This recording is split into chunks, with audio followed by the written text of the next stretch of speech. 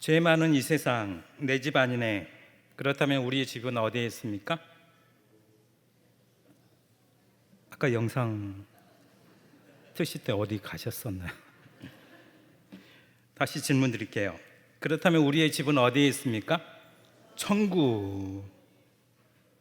내 모든 보화는 저 하늘에 있네. 저 하늘이 어디입니까?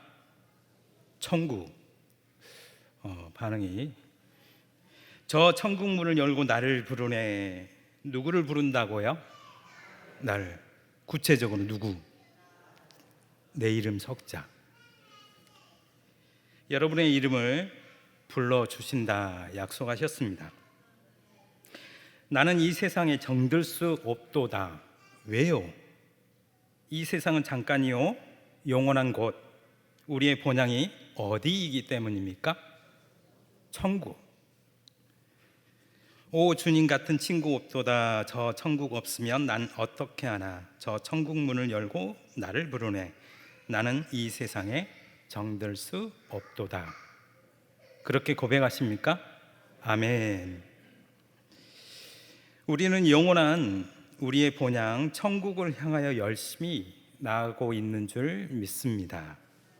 그 천국문에서 예수님께서 내 이름을 불러주실 것이라는 소망을 갖고 살아가고 있습니다.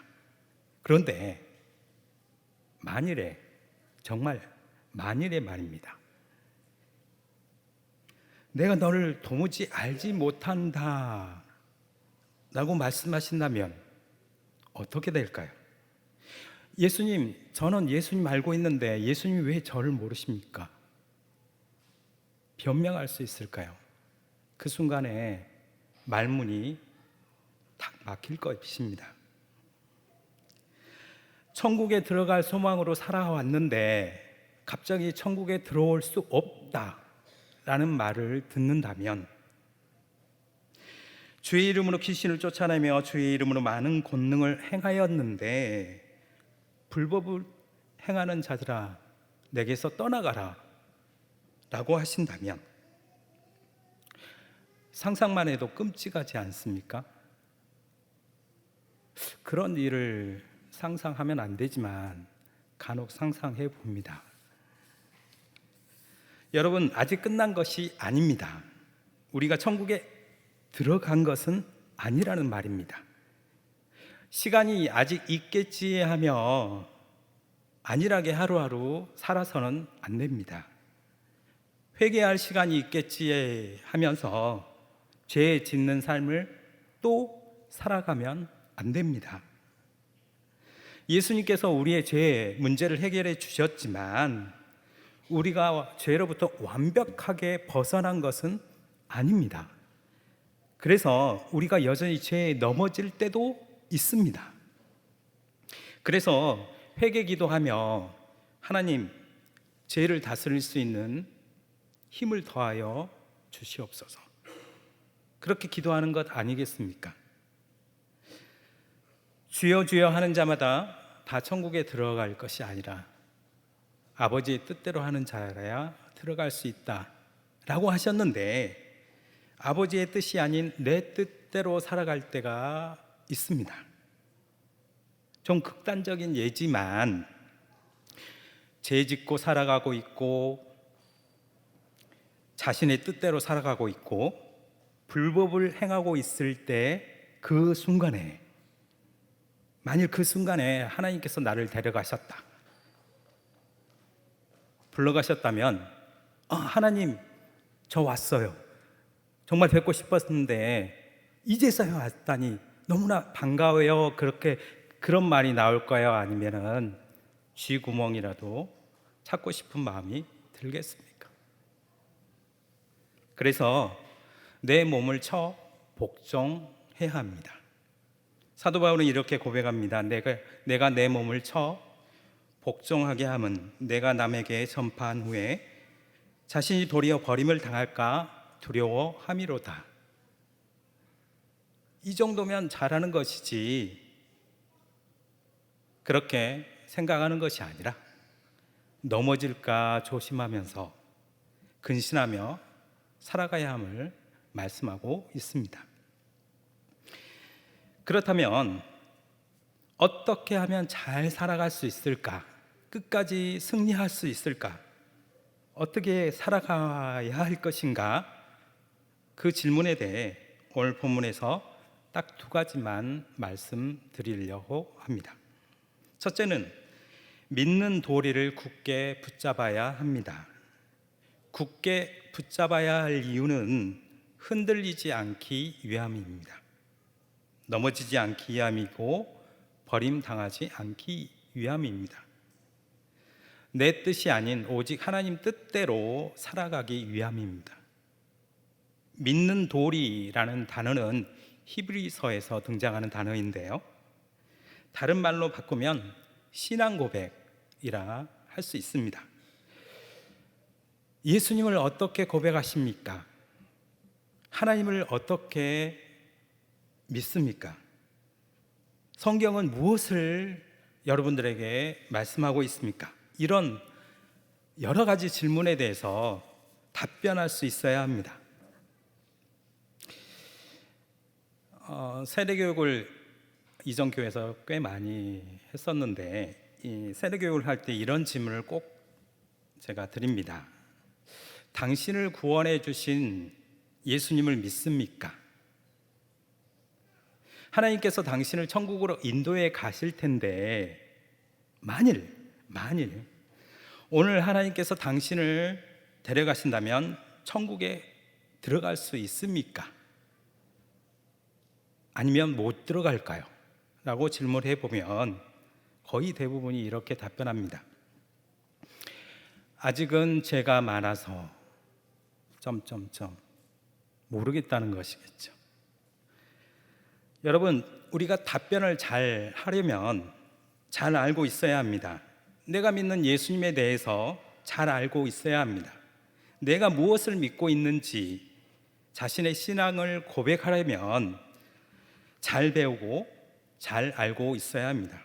그래서 우리 교회가 이번 하반기에 대구 칠곡교회 성경 아카데미 DCC BA를 하고 있습니다.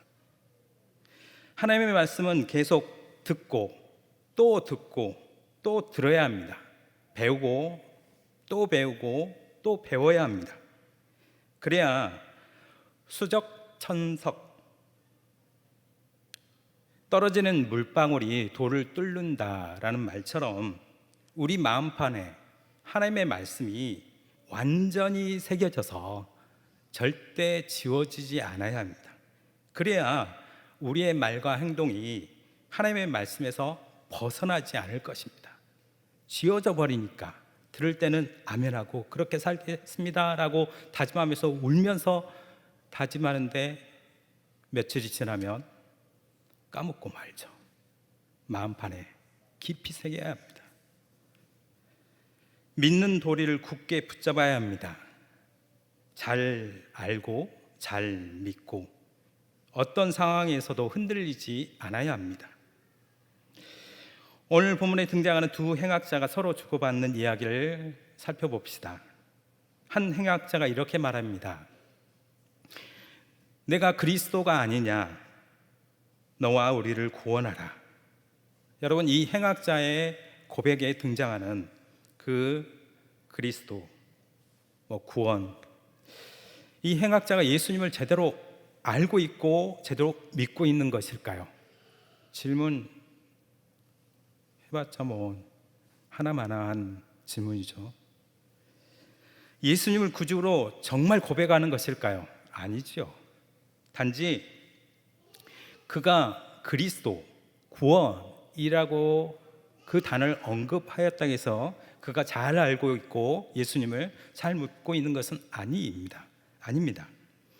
그 행악자는 십자가의 그 고통에서 벗어나고 싶어서 자신이 지금까지 들어왔던 소위 길거리에서의 그 지식, 그냥 풍월, 그 소리대로 그렇게 비아냥거리면서 어떻게든 해봐라, 네가 말하는 것처럼 그렇게 말하지 않았느냐, 날 구원해봐라 라고 비아냥거리는 소리일 뿐이었습니다.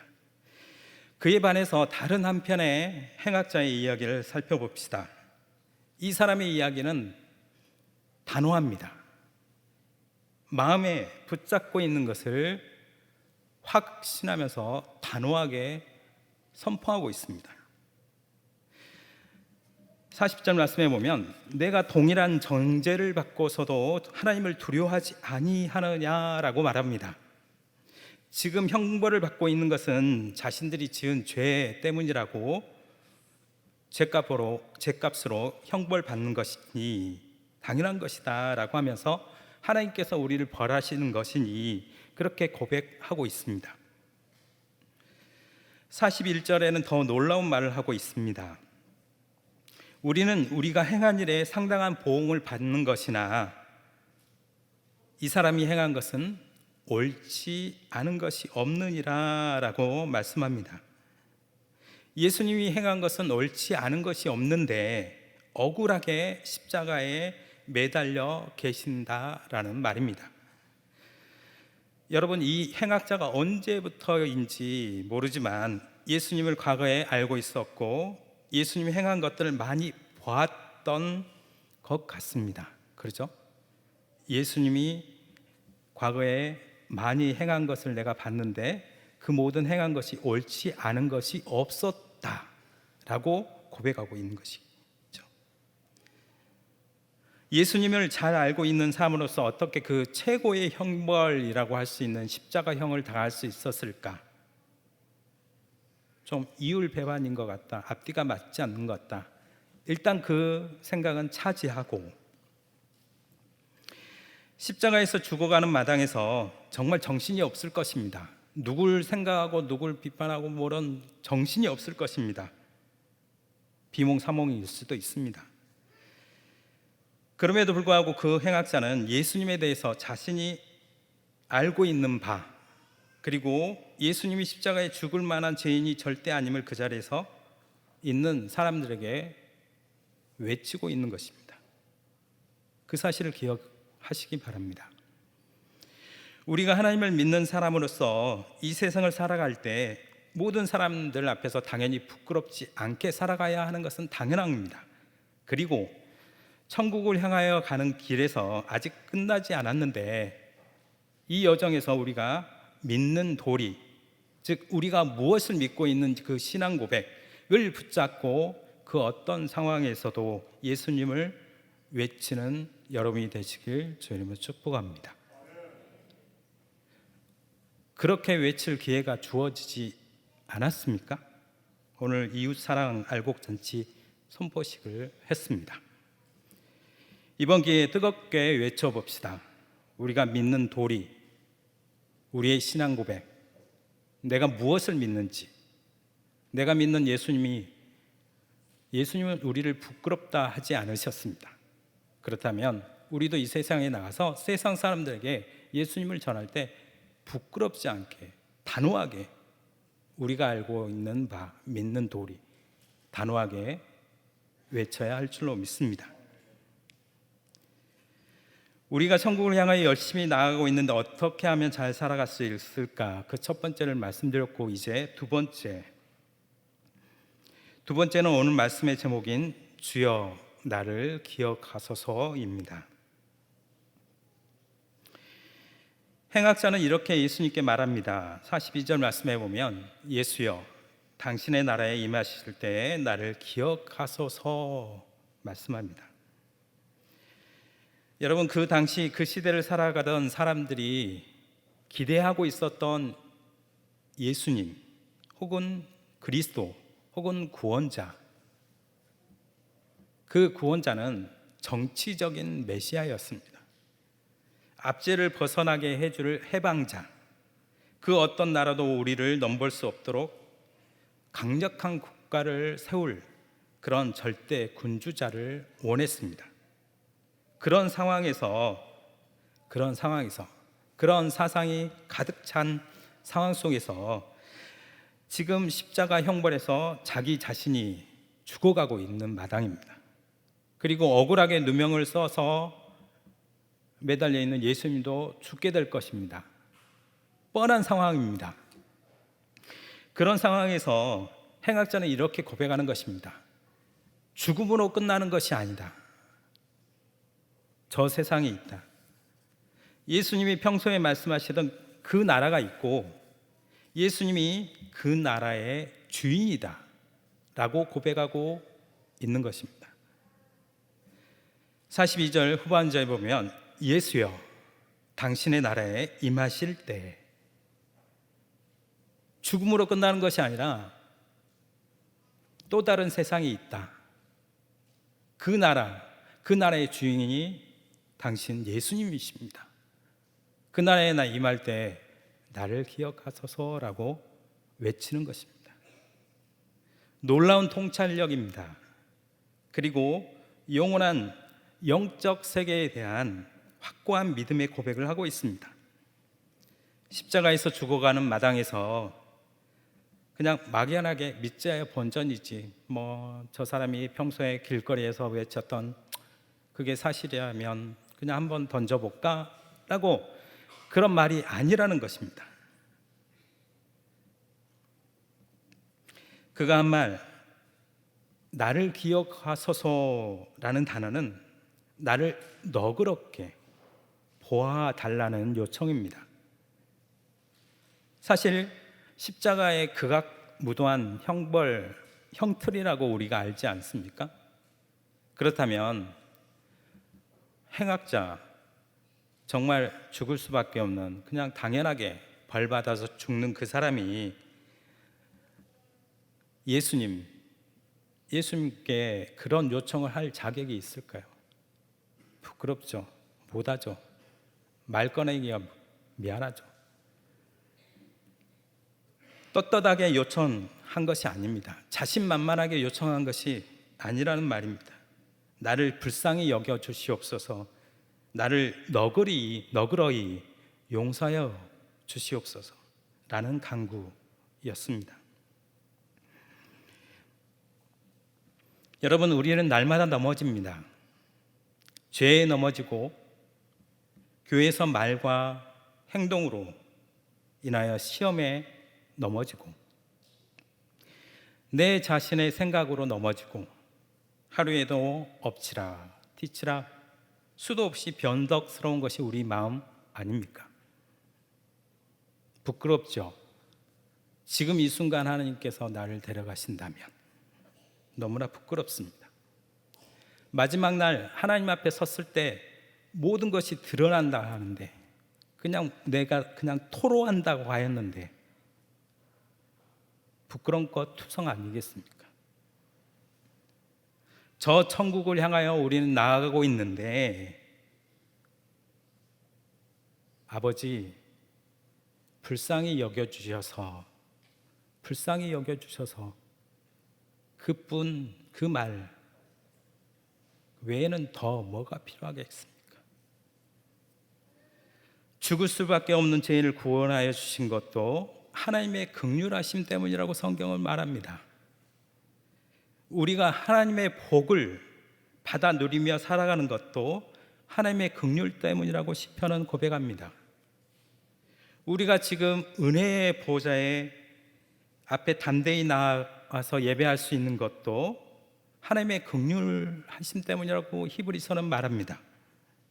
그러니 우리가 천국을 향해 힘차게 살아가고 있으면서도 잊지 말아야 하는 것은, 또 고백하며 기도해야 되는 것은, 주여 나를 기억하여 주시옵소서.